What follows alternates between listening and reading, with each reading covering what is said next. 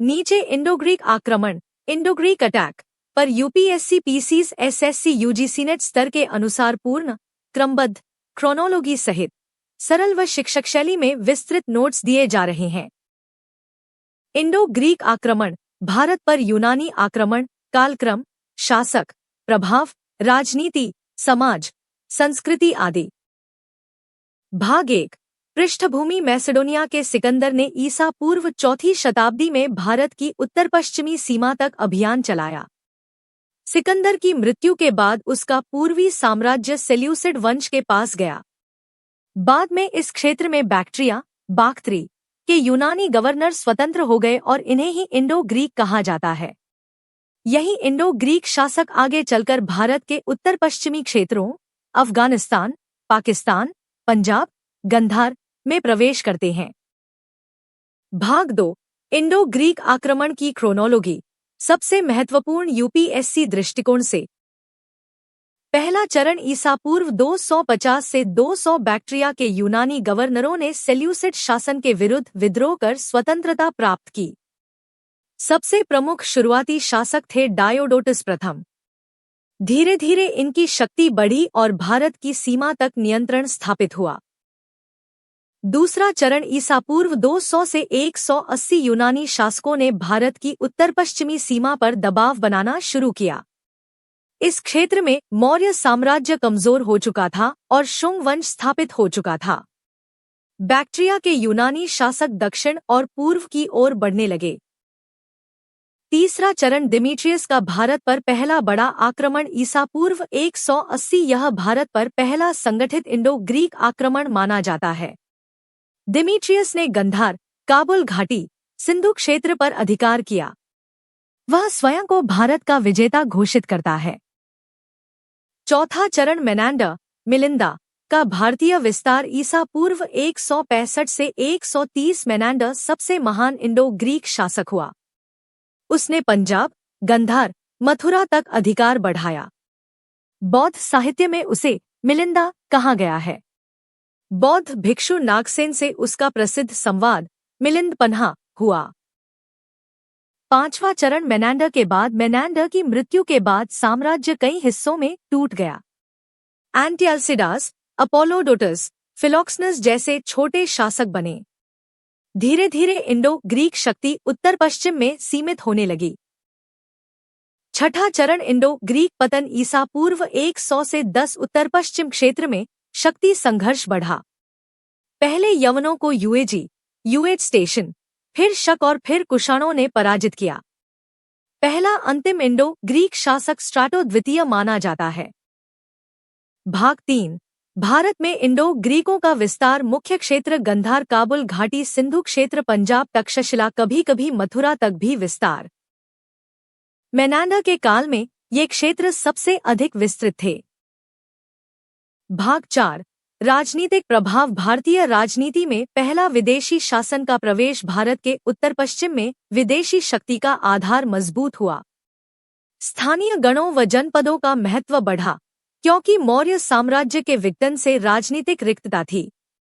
Indo Greek शासक भारतीय क्षेत्र में अपने सिक्कों के आधार पर प्रशासन चलाते थे। केंद्रीकृत शासन की बजाय क्षेत्रीय शासन संरचना को बढ़ावा मिला। इंडो ग्रीकों ने भारतीय राजाओं के साथ राजनीतिक संबंध बनाए, जैसे इंडो ग्रीक वर्सेस शुंगा संघर्ष। गंधार क्षेत्र एक महत्वपूर्ण राजनीतिक केंद्र बन गया। भाग 5 प्रशासनिक प्रभाव पहली बार भारत में व्यवस्थित सिक्का प्रणाली को उन्नत स्वरूप मिला। भारतीय सिक्कों पर राजा की मूर्ति दिखाने की परंपरा शुरू हुई। भारतीय प्रशासन में ग्रीक पदों और उपाधियों का आंशिक प्रवेश। सीमा सुरक्षा और नगर प्रशासन पर अधिक ध्यान। ग्रीक शासन शैली मिश्रित थी और स्थानीय भारतीय राजस्व प्रणालियों को छेड़े बिना शासन करते थे। भाग 6 आर्थिक प्रभाव उत्तर पश्चिम भारत अंतर्राष्ट्रीय व्यापार का केंद्र बना। भारत रोमन साम्राज्य मध्य एशिया और पश्चिम एशिया के बीच व्यापारिक मार्ग विकसित हुए। सिक्का प्रचलन में सोने चांदी के शुद्ध सिक्कों की संख्या बढ़ी। टैक्सिला और गंधार व्यापार के प्रमुख केंद्र बने। कारवा व्यापार को बढ़ावा मिला। भाग 7। सामाजिक प्रभाव। भारतीय समाज में यूनानियों का सीमित लेकिन स्पष्ट प्रभाव दिखाई देता है। बौद्ध, जैन और हिंदू समाज से यूनानी संपर्क बढ़ा। संस्कृत और ग्रीक विचारों का सीमित आदान प्रदान। यवनों का भारतीय समाज में धीरे धीरे समावेश। कई क्षेत्रों में अंतर्विवाह। गंधार क्षेत्र में मिश्रित संस्कृति इंडो ग्रीक प्लस इंडियन विकसित हुई।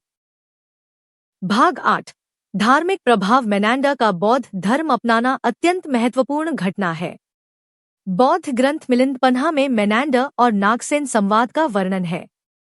यूनानी शासकों ने बौद्ध धर्म को संरक्षण दिया, जिससे गंधार बौद्ध कला फली फूली। इंडो ग्रीक शासकों की मुद्राओं पर भारतीय देवी देवताओं के प्रतीक मिलने लगे। धर्म की दृष्टि से बहुलवाद और सहिष्णुता की भावना विकसित हुई। भाग 9। सांस्कृतिक प्रभाव। गंधार कला का विकास इंडो ग्रीक प्रभाव का सबसे बड़ा परिणाम है। बुद्ध की मानव प्रतिमा का निर्माण पहली बार गंधार शैली में शुरू हुआ। भारतीय और ग्रीक कला का मिश्रण हुआ, जिसमें ग्रीक यथार्थवादी मूर्तिकला, भारतीय आध्यात्मिक परंपरा दोनों का अद्भुत संगम हुआ।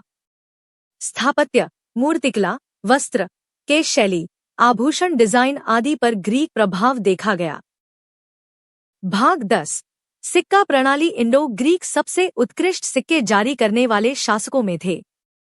सिक्कों की विशेषताएं: 2 भाषाओं का प्रयोग, ग्रीक और खरोष्ठी, राजा का वास्तविक चेहरा, उत्तम धातु शुद्धता, देवी देवताओं की छवियां। सिक्का भारतीय इतिहास का काल निर्धारण करने का मूल स्रोत बना।